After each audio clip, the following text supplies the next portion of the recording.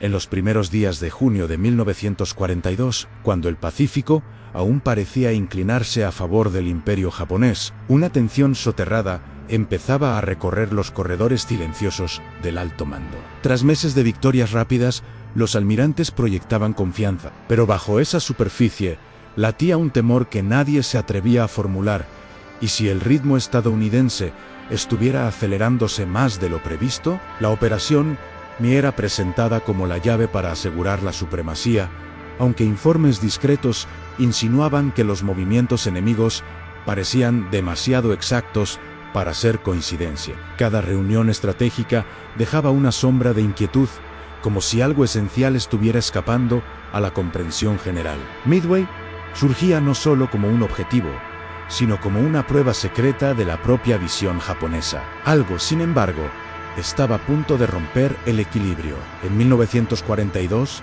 el Japón imperial controlaba vastas extensiones del Pacífico y del sudeste asiático, proyectando una imagen de poder inquebrantable. Pero bajo esa superficie triunfal se acumulaban fragilidades que pocos deseaban encarar. La economía trabajaba al límite. Los astilleros operaban saturados y las líneas de suministro se extendían por miles de kilómetros vulnerables. La rivalidad entre el ejército y la marina frenaba decisiones cruciales, mientras informes internos alertaban que la industria norteamericana aceleraba a un ritmo imposible de igualar. Aún así, la operación ni era tratada como la solución definitiva para neutralizar la amenaza antes de que ésta alcanzara su auge. El alto mando buscaba una victoria rápida, pero ignoraba señales que sugerían que el enemigo veía más de lo que debía. Y aquella confianza a punto de deshacerse dejaba en el aire una inquietud creciente, difícil de silenciar. En el centro de esta trama se yerguen los hombres cuyas decisiones moldearían el destino de toda la guerra en el Pacífico. Es Oroku Yamamoto, estratega brillante y profundamente consciente de las limitaciones industriales japonesas. Defendía la urgencia de una victoria decisiva antes de que los Estados Unidos alcanzaran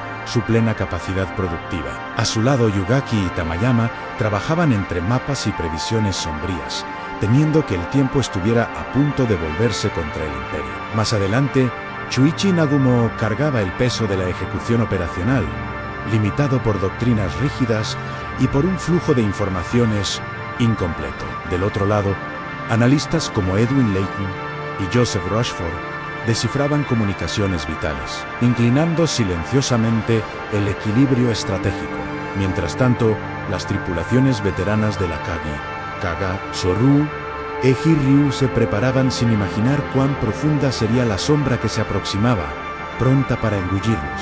Las semillas del conflicto comenzaron a germinar mucho antes de que los portaaviones japoneses se acercaran a Midway. Escondidas entre decisiones estratégicas que parecían firmes, pero ocultaban fragilidades profundas. El alto mando insistía en la idea de la batalla decisiva, convencido de que un solo golpe destruiría la resistencia americana, aunque informes sugirieran movimientos enemigos sospechosamente precisos. La dispersión de las fuerzas, resultado de debates internos jamás resueltos, debilitaba la cohesión del plan desde su origen. Al mismo tiempo, la creencia en la superioridad técnica japonesa impedía reconocer la dificultad creciente para reponer pilotos veteranos y mantener grupos aéreos embarcados plenamente operacionales. Cada elección tomada con convicción añadía una nueva capa de riesgo, como si el propio plan llevara una falla invisible.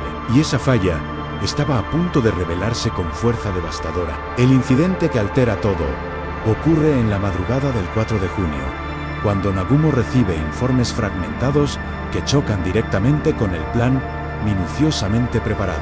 Los primeros avistamientos señalan actividad aérea estadounidense, sin confirmar la ubicación de sus portaaviones, lo que coloca al comandante en un dilema crítico al mantener los aviones armados para atacar Midway o reconfigurarlos para enfrentar a la flota enemiga. Esa vacilación de minutos, amplificada por una doctrina que exigía obedecer etapas rígidas, desordena por completo el ritmo operativo.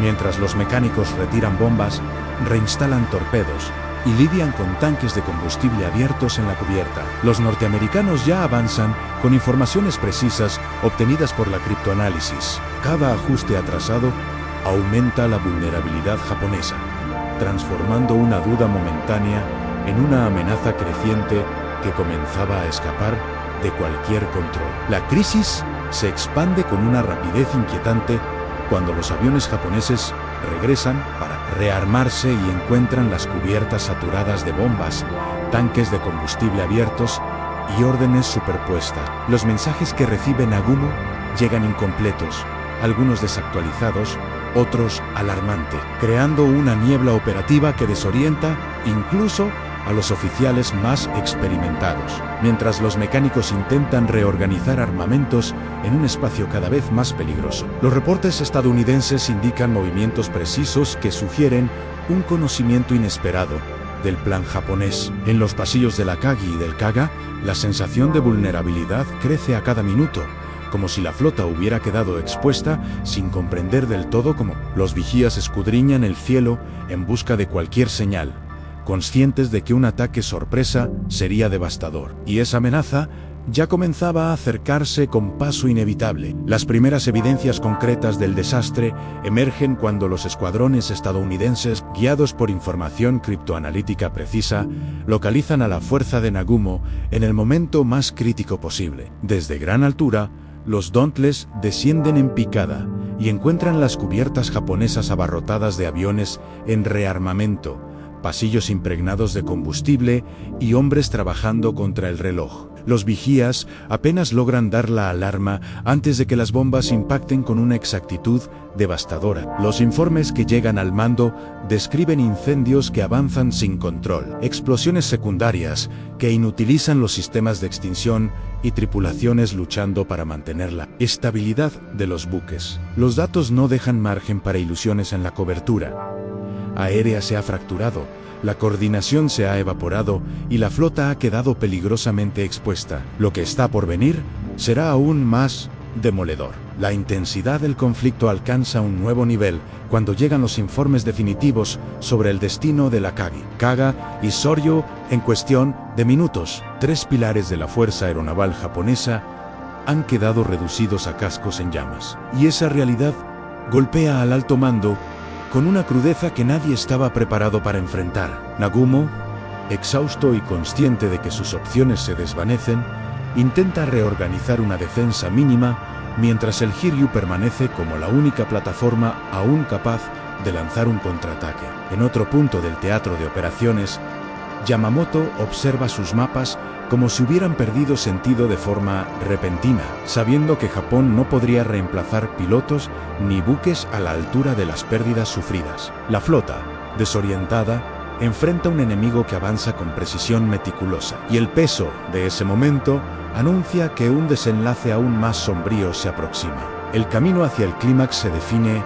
cuando el Hiryu, último portaaviones operativo, se convierte en el único pilar capaz de sostener la ofensiva japonesa, aún de forma desesperada. A bordo, los oficiales organizan escuadrones con pilotos exhaustos, muchos conscientes de que cada misión podría ser la última. Yamamoto, distante, recibe los informes de pérdidas con un silencio pesado, entendiendo que la batalla ya no busca conquistar Midway, sino impedir un colapso total de la fuerza aeronaval.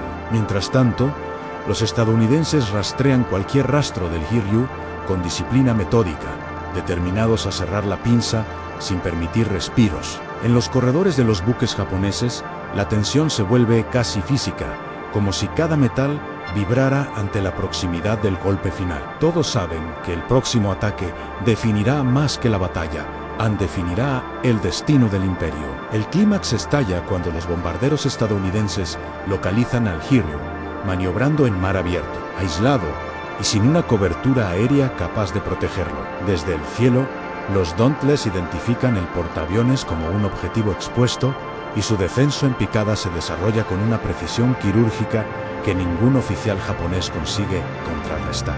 En la cubierta, pilotos recién aterrizados intentan retirar aviones dañados mientras órdenes desesperadas se mezclan con el estruendo de las explosiones. Las bombas impactan con violencia, incendiando tanques de combustible, inutilizando sistemas de control de daños y paralizando el corazón operacional de la nave. A cada explosión, el Hiryu pierde más que Metalan, pierde la última ilusión de contraofensiva. Cuando el humo se eleva los almirantes comprenden que la fuerza aeronaval japonesa acaba de ser quebrada de forma definitiva. Las reacciones inmediatas tras la caída del Hiryu recorren la cadena de mando japonesa con un impacto que silencia incluso a los oficiales más veteranos. Mensajes entrecortados describen incendios imposibles de controlar, tripulaciones evacuando a ciegas y la pérdida absoluta de la capacidad ofensiva aeronaval. Yamamoto, ante informes que confirman lo peor, mantiene un silencio prolongado antes de ordenar la retirada, consciente de que incluso esa decisión no cambiará el desenlace.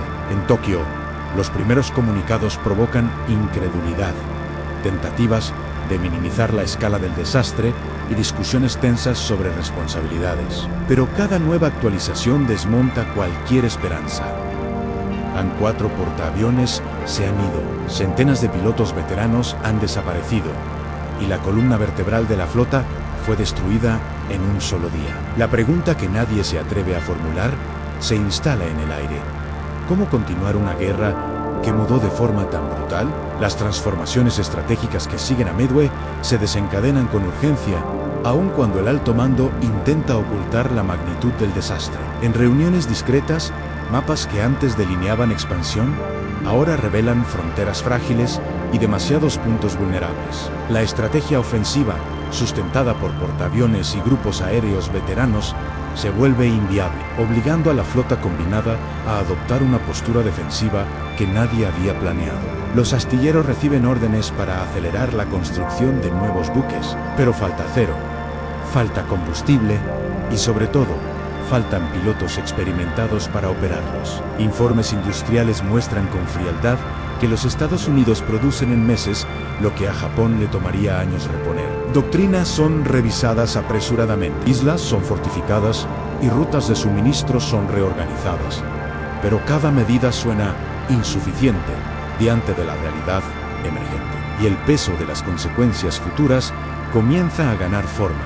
El impacto histórico de Midway se hace evidente cuando los análisis internos japoneses, inicialmente reservados a unos pocos oficiales, reconocen que la iniciativa estratégica ha pasado de manera irreversible a manos de Estados Unidos. Cada operación posterior, desde Guadalcanal hasta el mar de las Filipinas, confirma que Japón ya no dicta el ritmo de la guerra, sino que responde siempre en desventaja.